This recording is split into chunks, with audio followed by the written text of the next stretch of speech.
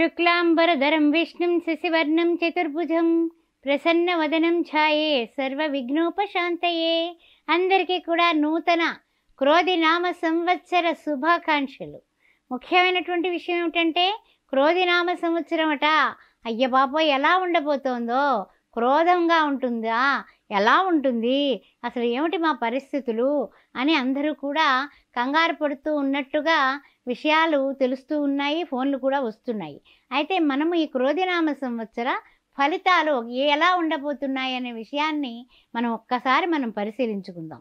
ముఖ్యంగా చూసినట్లయితే లోకమంతా కూడా క్రోధ లోభాలతో నిండి ఉంటుంది అన్నట్టుగా తెలుసు మనందరికీ కూడా. అంటే కోపాలు ఉంటాయి, తాపాలు ఉంటాయి, పగ తీర్చుకోవాలనేటటువంటి తపనలు ఉంటాయి.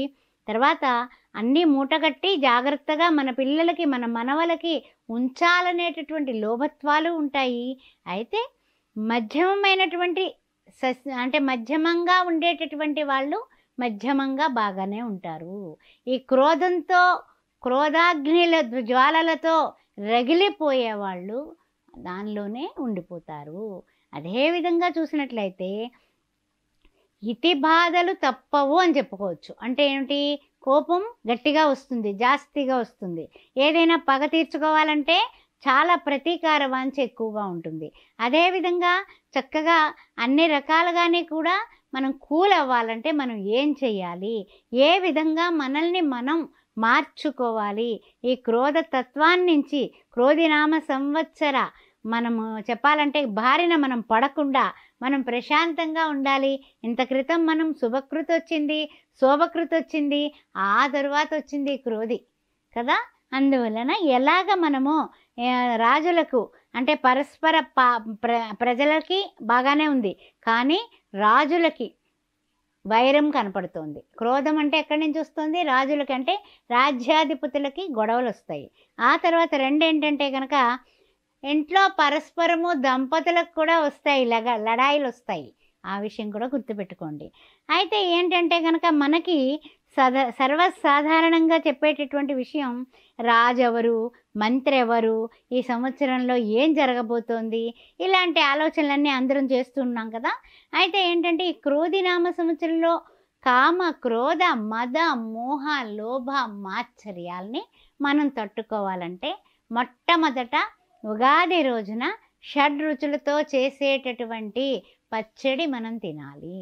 వేపపూతతో, ఆ తర్వాత బెల్లంతో, కొత్త చింతపండుతో, అదేవిధంగా చెప్పినట్లయితే కనుక కొంచెం చిటికెడు ఉప్పు, చిటికెడు కారం, అదేవిధంగా చెరుకు ముక్కలు, అరటిపళ్ళు ఇవన్నీ వేసి, కొబ్బరి వేసి అన్ని రకాలుగాని కూడా దాన్ని మంచిగా ద్రవ పదార్థం కింద కానీ పచ్చడి రూపంలో కానీ స్వీకరించడం అనేది నింబ ఫల పచ్చడి అంటే మామిడికాయ ముక్కలు కూడా వేసుకొని ఈ యొక్క వేప పూతతో చేసిన ఈ పచ్చడి మనం భుజించడం వలన ఈ సంవత్సరంలో కలిగేటటువంటి ఆటుపోట్లు తట్టుకునే శక్తి వస్తుంది. ఆ విషయాన్ని గుర్తుపెట్టుకోండి. తర్వాత ఏంటంటే ముఖ్యంగా ఈ వగరు వేప పూలలో ఉంటాయి, మామిడి పిండిలో కూడా వగరు ఉంటుంది, పుల్లగానే ఉండదు, వగరుగానే ఉంటుంది. వేప పువ్వులో చేదు ఉంటుంది. అదేవిధంగా మనకి చెరుకు రసం కానీ బెల్లం కానీ దాంట్లో వేయడం వల్ల తీపి వస్తుంది.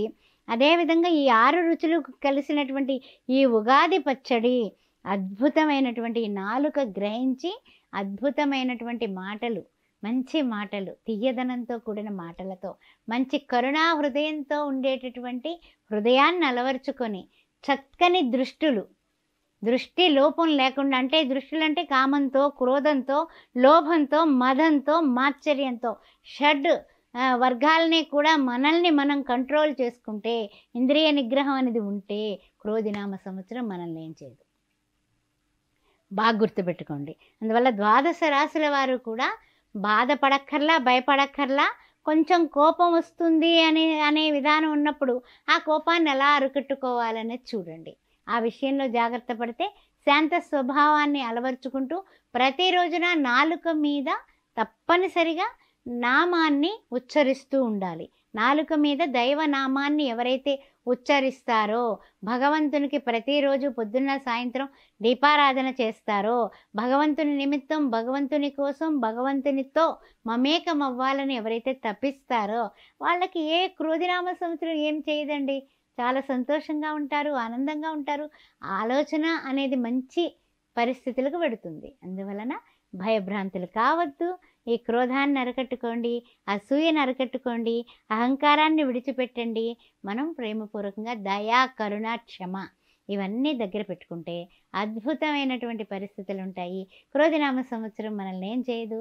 మనల్ని శుభకరంగా ఉంచాలి, శోభాయమానంగా మన జీవితాలు ఉండాలి అన్నది భగవంతుని దగ్గర ప్రతిరోజు కూడా మనం పొద్దున లేవగానే కరాగ్రే వసతే లక్ష్మి, కరమధ్యే సరస్వతి, కరమూలే స్థిత గౌరీ, ప్రభాతే కరదర్శనం అనే కరములలో మనకి ఇచ్ఛాశక్తి, జ్ఞానశక్తి, క్రియాశక్తి స్వరూపమైనటువంటి అమ్మవారిని దర్శించండి, అమ్మవారిని పూజించండి.